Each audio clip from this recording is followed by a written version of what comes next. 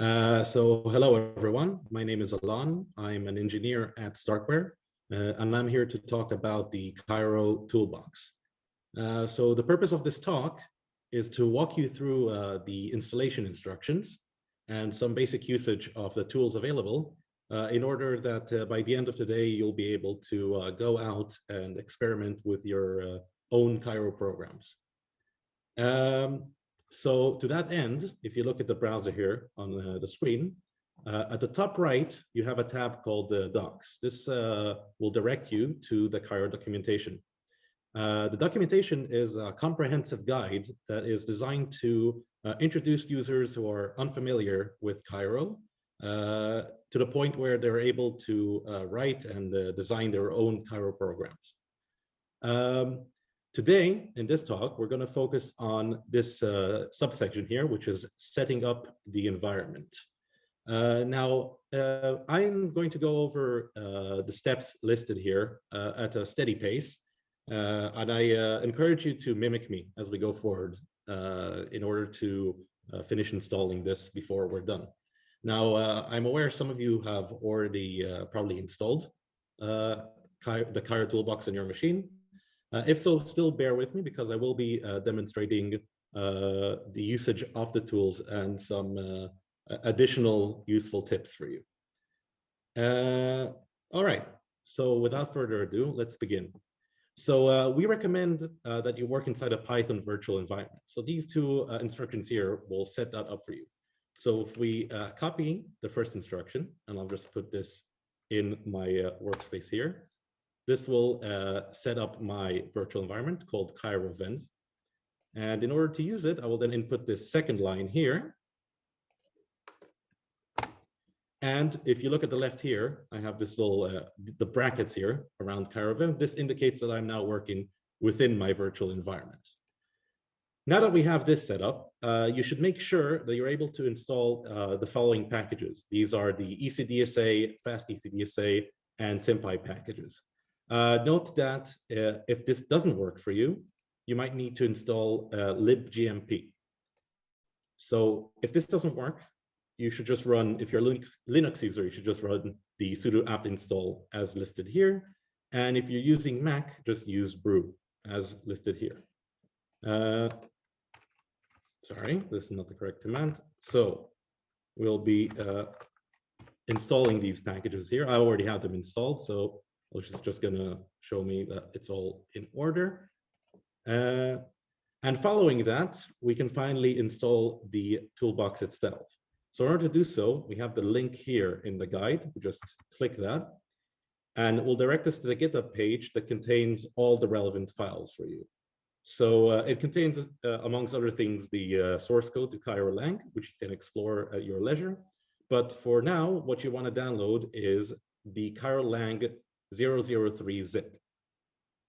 Now I went ahead and did that prior to this, and I have it already in my workspace. So in order to install it, all I need to do is copy paste this line from the guide.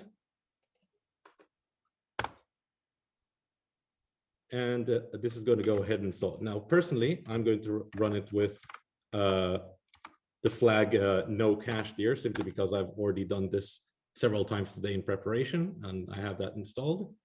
And while this is going forward, we will continue with the guide. So open up your favorite code editor. For me, it's VS Code. And we're going to start with the very first and very basic Cairo program here. So we create a new file. We'll call it test.cairo. The suffix Cairo simply indicates that this is a Cairo program. And we'll just copy paste this code here into it. Now, again, this is a very simple Cairo program. All it does is it takes two numbers, 1,000, 2,000, and sums them. So this is still installing in the background. Once this is done, we'll be able to use the tools in order to compile this program and run it. Okay, we're done installing. In order to make sure it worked correctly, you can just type Cairo compile -v, and it will just show you that you're working with the correct version number, which is 003. Now, again, I want to take the program I just wrote, and I'll copy this line here. This is going to use the first tool of the toolbox, which is Cairo compile. And what Cairo compile does is, cue drum roll. Oh, that was a bit anticlimactic. Well, in fact, if I show you the contents of my folder now, you'll notice that in addition to the test Cairo program I wrote, I now have a file called test compiled JSON. So let's just review that very quickly. All right. So what this file is, it represents the compiled program that we just wrote. It includes the program data along with a lot of metadata, which we're not going to get into in this talk. Now that we have our compiled program, we can run it. So going back to the examples, I will just copy paste this Cairo run command. And voila. So what are we looking at here? So some of you might recognize that this is basically a dump of the program execution. In here, you can see data such as the number of steps the program used. You can think of them as clock cycles, how much memory the program needed to run, values of notable registers, etc. Okay, so at this point, you're able to compile and run your own Cairo code. Sooner or later, you're going to run into issues as you write more and more complex programs. And then what are you going to do? How are you going to solve these issues? Well, luckily, there are some debugging tools available to you, and chief among them is a tracer. So what the tracer is, I'll use the demonstration. If I just go back to my previous command, which was the Cairo run, I could add the tracer flag at the end here and run it again. Now, this is just going to dump the same memory as before, but it's going to add this line here, which is running tracer on localhost. If I just control click this, it's going to open my browser here.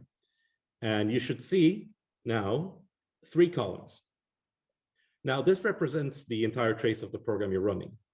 The left side is just a copy of our program here, where the highlighted part is simply where the program counter is currently at. The middle column is a layout of the program memory. So it includes the addresses of the memory on the middle column, the values of the memory addresses on the right side. And on the left, you'll see here, it points to where certain registers are in the execution. Now, the last column on the far right includes some debugging tools for you. So for example, it allows you to navigate in the program. So I can use the S key in order to advance the program counter one step at a time, or Shift S in order to move it back. I could use step over in case I'm writing functions, and so on. One neat tool that's available on the right here is the watch box.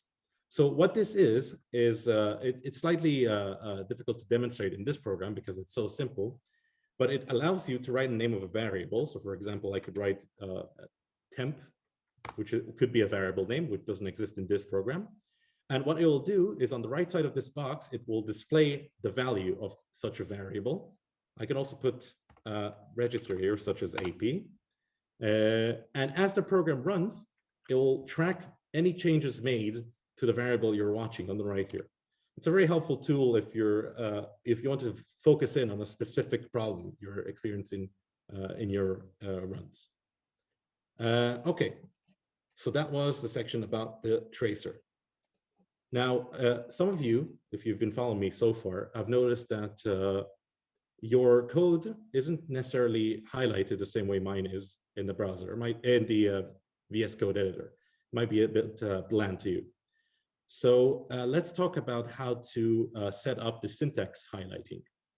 So this is actually covered in the following section here in this same guide.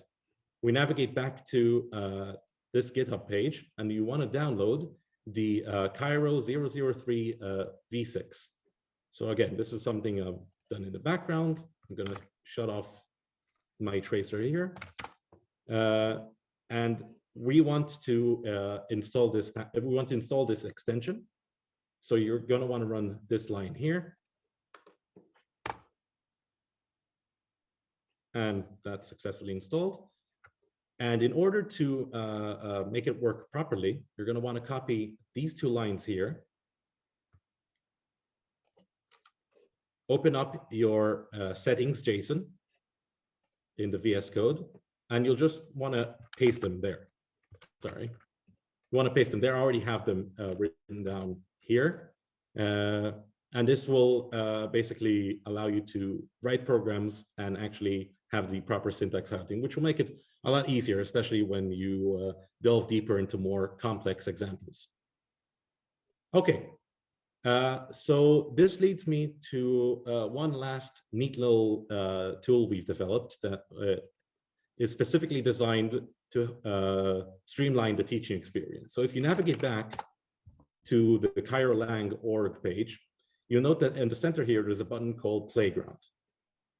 Now, the Playground leads you to this page. And what this is basically a code editor for Cairo programs, which allows you to run them, see their output, debug them, and even send proofs to the Ropes 10 testnet. So to that end, let's take this same simple program that we've written, the test Cairo, and we'll just copy paste it into the code editor, which is on the top left here, and we'll hit debug to run.